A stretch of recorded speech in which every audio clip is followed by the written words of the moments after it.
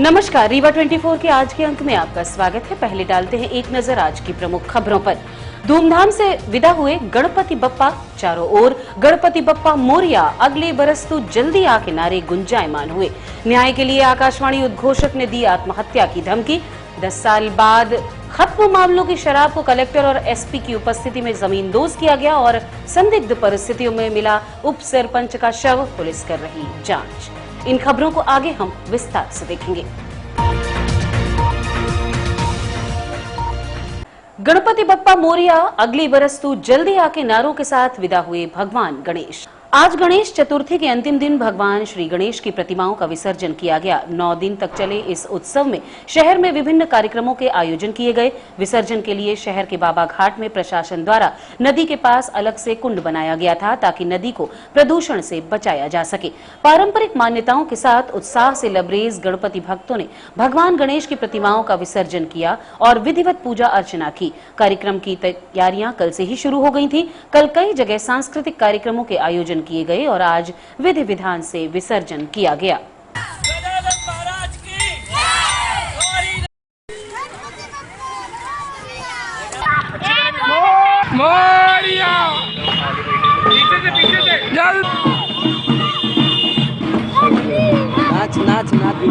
संदिग्ध परिस्थितियों में रतहरी खेत में मिला मढ़ी उप सरपंच का शव।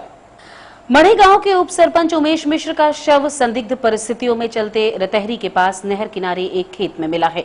परिजनों ने फिलहाल हत्या का आरोप लगाया है। वहीं परिजनों ने यह भी स्वीकार किया है कि उनका बेटा नशा करता था। उनके अनुसार सुबह अपने मित्र के साथ कार में गया था और कहा कि 1 घंटे में लौट कर आऊंगा, लेकिन नहीं आया। मृतक के पिता जगदीश मिश्र का कहना है कि कभी कभी देर रात आता था और कभी तो नहीं भी आता था। वहीं पुलिस का कहना है कि मृतक के पास से कुछ नशीले पदार्थों की पुड़िया बरामद हुई है। वो नशीले पदार्थ कौन से हैं, ये जांच से ही पता चल पाएगा। इस संबंध में हमने मृतक के परिजनों और पुलिस अधिकारियों से बात की। हमारे पेट्रोल पंप अवध फील्डिंग के सामने, समोसा दुकान सामने गौरव ओझा के साथ हमको मिला, बड़ा वाले गौरव ओझा, और उन्हीं की कार में बिस्लरी का बोतल पानी लिया था और साथ में उनकी कार में बैठ गया भी है। तो हमने पूछा भी है कि कल कुछ सरपंच हो गए तो हमने कहा था नक्शा करना तो चले आना टाइम में।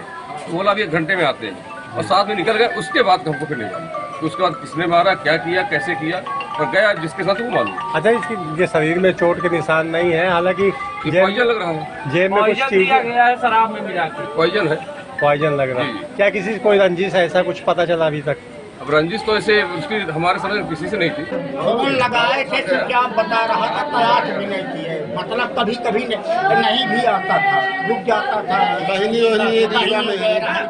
क्या किसी से इनकी रंजिश थी, किसी तरह से मतलब रंजिश चल रही थी क्या?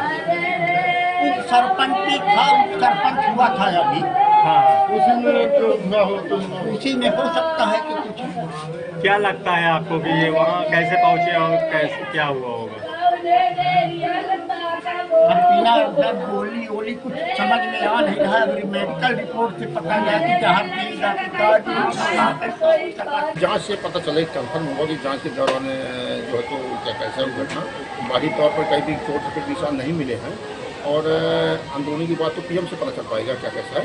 ये जरूर है कि उनकी जेब से एक 20 रुपए का गुरमेटा हुआ नोट, जैसे सिगरेट नहीं बन जाती, गुरमेटा हुआ नोट मिला है और एल्यूमिनियम का एक रैपर मिला, पतला रैपर मिला हुआ है। ऐसा लोगों को बताते हैं कि वो नशीला होता है। आकाशीय बिजली गिरने से वृद्ध किसान की मौत। नौबस्ता के रहने वाले ब्रजेश पांडे ने बताया कि उनके पिता सुरेश पांडे रोज खेत जाते थे। कल सुबह भी लगभग 9 बजे के आसपास खेत में काम करने के लिए गए। इसी बीच 11 से 12 बजे के बीच पानी गिरने लगा और लगभग 1 बजे तक जब वे घर नहीं आए तो देखने के लिए गए, तब गंभीर रूप से घायल अवस्था में मिले। ब्रजेश ने बताया कि उसने तुरंत जेपी सीमेंट से एम्बुलेंस मंगवाई और संजय गांधी अस्पताल पहुंचा, जहां डॉक्टरों ने ईसीजी के जांच के बाद ही सुरेश पांडे को मृत घोषित कर दिया। इस संबंध में हमने मृतक के पुत्र ब्रजेश पांडे से बात की। घटना कल सुबह की है। जो सुबह 9 बजे पिताजी हमारे, जिनका नाम सुरेश पांडे जी है, वो खेत में काम करने के लिए गए थे। तो 11 बजे 11:30 से 12 के बीच में पानी गिर रहा था और आकाशीय बिजली के गिरने से हाथ में चोटें आई हैं। और फिर जब हम 1 बजे के बाद वहाँ गए देखने के लिए तो वहाँ पे धान के खेत पे पड़े हुए मिले। न्याय के लिए आकाशवाणी उद्घोषक ने दी आत्महत्या की धमकी। लक्ष्मणबाग बिछिया थाना निवासी योगेंद्र कुमार द्विवेदी, जो कि आकाशवाणी रीवा में आकस्मिक उद्घोषक के रूप में भी कार्य करते हैं, इसके अलावा प्रॉपर्टी डीलिंग का भी काम करते हैं। उन्होंने बताया कि 4 दिन पहले अपने दोस्त के साथ जा रहे थे, तभी कुछ लड़के जो उन्हें पहले से भी जानते थे वो शराब का सेवन कर रहे थे। उनमें से एक ने जब उन्हें बुलाया तो दूसरे लड़के ने उन्हें अपशब्दों का प्रयोग किया। जब उन्होंने मना किया और टोका तो उसने गाली गलौज की। इस मामले को रफा दफा कर दिया गया। उस दौरान मिंटू वर्मा और सागर और उसका एक साथी वहां पर मौजूद था और छोटू समदड़िया निवासी जोरी योगेश मिश्र लोही भी मौजूद थे। उसके बाद 1 सितंबर को मिंटू के साथ जावेद उन्हें मिला तो उन्होंने कहा कि भैया क्यों झगड़ा करते हो, हमेशा अच्छे से बात करते थे। तब जावेद नाम के आदमी ने उन्हें जान से मारने की धमकी दी। फिर भी मामले को अपनी सूझबूझ से रफा दफा किया गया। अगले दिन हॉस्पिटल जा रहे थे, तभी रास्ते में फिर से जानबूझकर विवाद किया और मेरी चोटी पकड़कर खींची और कहा कि तेरे जैसे 50 और ब्राह्मणों को ऊपर पहुंचा चुका हूं, तुझे लक्ष्मण बाग में जिंदा जला दूंगा। घटना का वीडियो सीसीटीवी फुटेज पर उपलब्ध है, जिसकी रिपोर्ट सिटी कोतवाली में दर्ज करा दी गई थी, जिसका शिकायत क्रमांक 22470009275 HAI है। योगेंद्र ने एसपी से न्याय की गुहार लगाई है और हमारे कैमरे पर कहा कि अगर समय पर न्याय नहीं मिला तो आत्महत्या कर लेंगे। मेरे साथ घटना ये हुई है कि हम जहाँ बैठ के अपने मतलब घर गांव में पार्क है, एक जगह है, वहाँ पर बैठ के देशभक्ति की बातें और अन्य बातें दोस्तों के साथ किया करते थे। वहाँ पर उस दिन हम नहीं बैठे थे। 2 लड़के दारू पी रहे थे और हमारे 2 दोस्त पहुंचते हैं उसी समय। उनसे पूछते हैं कि आपने योगी भैया को देखा है क्या कहीं पे? तो वो अपशब्दों का प्रयोग करते हुए बोलते हैं कि हम उनको नहीं जानते कि वो कौन है। इसके बाद मतलब उन 2 दोस्तों में एक दोस्त मेरा NDRF में भी है, जिसका नाम है योगेश मिश्रा। वो मारने के लिए उनको उतरता है, लेकिन मेरा जो आगे वाला दोस्त बैठा गाड़ी चला रहा था वो समझदार था, उसने उसको उतरने नहीं दिया ताकि लड़ाई झगड़ा ना हो, पहले मैटर को समझा जाए, उसने ये बोला। तो ये लोग मेरे पास आए, मेरे को बताया कि भाई ऐसी ऐसी बात है, आपको गाली दे रहे हैं लड़के। तो मिंटू मेरे को 2 दिन बाद मिलता है। इस घटना के 2 दिन बाद मेरे को मिंटू मिलता है। तो मैं मिंटू से पूछता हूँ कि मिंटू बेटा, आप हमको जब दिन में मिलते हो तो गुरु बाबा पायलागी करते हो और दारू पीने के बाद अपशब्दों का प्रयोग करते हो, क्या ये उचित है? उसके साथ इस्माइल भी था। इस्माइल जावेद को फ़ोन करता है। बता, मेन मुद्दे पे आ रहे हैं, यही सबसे तो स्टार्ट हो रहा है मेन मुद्दा। उसके बाद वो जावेद को फ़ोन करता है, सब इस्माइल नाम का लड़का, जावेद नाम का व्यक्ति स्कूटी लेके आता है स्पॉट पे और मेरे को बोलता है कि छकड़ी मैंने अपनी डिक्की में रखी हुई है, तेरे अंदर 6 की 6 गोली डाल दूंगा। और फिर हम लोग घर की तरफ जाने लगे। हमने बोला ये तो फालतू लड़का है, नशा करके दिन भर घूमता है, इसका यही काम ही है। तो हम लोग भैया के घर की तरफ जाने लगे। तो सरस्वती स्कूल के पास, जो बिछिया में सरस्वती स्कूल है, उसके पास 6 लड़के आते हैं उसके, और वो लड़का दिलेरी से मेरी चूंदी पकड़ के ये बोलता है कि तोरे जैसन 3000 बमनन का हम मार डाले हैं और तो का हम जिंदा लक्ष्मण बाग में जलाऊ। ये चूंदी हमारी क्या है आपको पता है? ये चूंदी हमारी आभूषण कहलाती है, हमारा सम्मान कहलाता है। हमारे सम्मान के साथ अत्याचार हुआ है। यदि इसमें कार्रवाई नहीं की जाती है 7 दिनों के अंदर, तो मैं अग्रसेन चौराहे में स्वतः आत्महत्या कर लूंगा। खत्म मामलों के नशीली पदार्थों की खेप को 10 साल बाद कलेक्टर और एसपी की उपस्थिति में नष्ट किया गया। पुलिस द्वारा नशीले पदार्थों को बरामद करने के बाद उन्हें जब्त कर लिया जाता है और जब मामलों का फैसला हो जाता है तो उस सामग्री को नष्ट कर दिया जाता है। आज इसी कड़ी में लगभग 10 साल बाद 10 लाख की शराब का खात्मा किया गया। इस दौरान रीवा कलेक्टर मनोज पुष्प और एसपी नवनीत भसीन उपस्थित रहे। मामले को लेकर हमने उनसे बात की तो उन्होंने बताया कि आने वाले समय में जल्द ही राजसात वाहनों की नीलामी भी की जाएगी। और क्या कहा रीवा कलेक्टर ने, आप भी सुनिए। विभिन्न केसेस में जो ऑर्डर्स हुए हैं थाने में शराब, इनका भी नष्टीकरण किया जा रहा है और जो गाड़ियां साथ हुई हैं एक्साइज एक्ट, उनको नीलाम करने की कार्रवाई भी प्रारंभ की जा रही है। अभी पिछले बार चुनाव के पहले हम लोगों ने प्रक्रिया की थी, 4 गाड़ियां नीलाम हुई थी। अभी हमारे पास और 10 गाड़ियां हैं इस तरह की, जिसका वैल्यूएशन भी हम लोग करा रहे हैं और उसको भी नीलाम करने के लिए जितने भी लोग हैं हैं जो कि इस तरह की एक्टिविटी में लगे हैं। तो हमारी कोशिश ये है कि न केवल जो फैसले हों बल्कि उनका पूरी तरह से इम्प्लीमेंटेशन भी हो, विनष्टीकरण भी हो। जो राजस्व की गाड़ियाँ उनको नीलाम करके शासन के एक सेकंड में वो पैसा निकालते। सर आबकारी विभाग में आबकारी गोदाम में लाखों रुपए शराब पड़े हो, कई वर्षों तक नष्टीकरण इनका भी कराएंगे। ये जो भी है ये सारे पुराने केसेस को वेरीफाई करके ये कार्रवाई की जाती है। जो भी हमारे प्रक्रिया में है उसको प्रक्रिया पूरी करके उसको भी महापौर अजय मिश्र बाबा ने न्यू बस स्टैंड के ओवरब्रिज के नीचे व्यापारियों की व्यवस्था का मुआयना किया। रीवा महापौर अजय मिश्र बाबा बिना किसी लाव लश्कर के अकेले ही न्यू बस स्टैंड पहुंचे और ओवरब्रिज के नीचे सभी व्यापारियों से व्यवस्था को लेकर चर्चा की। खुद ही पैदल भ्रमण कर दुकानों को व्यवस्थित कराया। वाहन पार्किंग को लेकर भी सख्त दिखे। पार्किंग ठेकेदार के कर्मचारियों को व्यवस्थाएं सुधारने की हिदायत दी। साथ ही हॉकर्स कॉर्नर जल्द ही बनवाने के लिए आसपास जमीन की तलाश करेंगे, ऐसा भी कहा। इस दौरान वार्ड क्रमांक 6 के पार्षद धनेन्द्र सिंह भी उनके साथ मौजूद रहे। आजादी के अमृत महोत्सव के अंतर्गत शासकीय आदर्श विज्ञान महाविद्यालय में विभिन्न विधाओं में हो रहे रंगारंग कार्यक्रम। शहर के शासकीय आदर्श विज्ञान महाविद्यालय में आजादी के अमृत महोत्सव के अंतर्गत विगत 5 सितंबर से कई आयोजन चल रहे हैं, जिनमें गीत लेखन, गायन, कविता लेखन व स्वतंत्रता आंदोलन में समाज के सभी वर्गों की भूमिका विषय पर प्रेरक कहानियों का वाचन भी हुआ, जिसमें छात्र छात्राओं ने बढ़ चढ़कर हिस्सा लिया।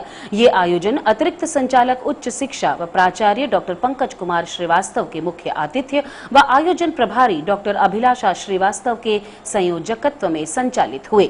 इन प्रतियोगिताओं में निर्णायक के रूप में doctor Bharatendu Mishra, doctor Lata Dwivedi, doctor Aarti Saxena, doctor Hidayatullah Khan, doctor Praveen Dwivedi, doctor Ashish Dubey, doctor Smriti Shukla, doctor Arunendra Pandey, Sardar Singh व दीप नारायण शामिल रहे। इस अवसर पर छात्र छात्राओं ने कई मनमोहक प्रस्तुतियां दी। आइए सुनवाते हैं आपको कुछ अंश।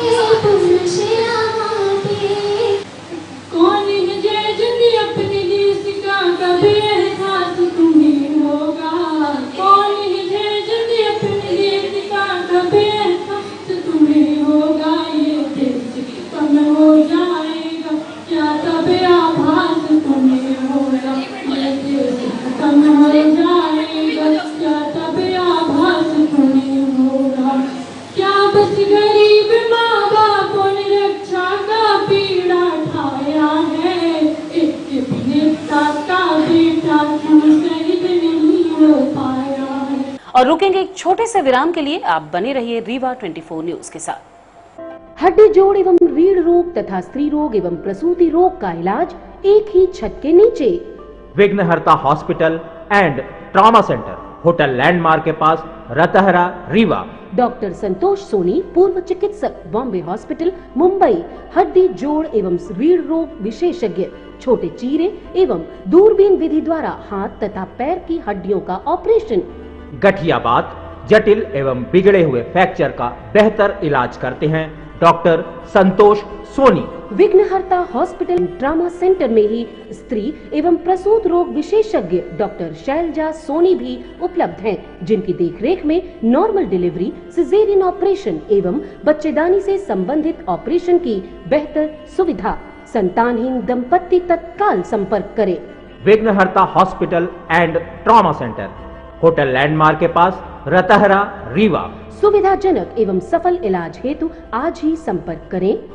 विघ्नहर्ता hospital and trauma centre, hotel landmark के पास, रतहरा, रीवा। मोबाइल नंबर 7828781983 अथवा 8462956774 पर।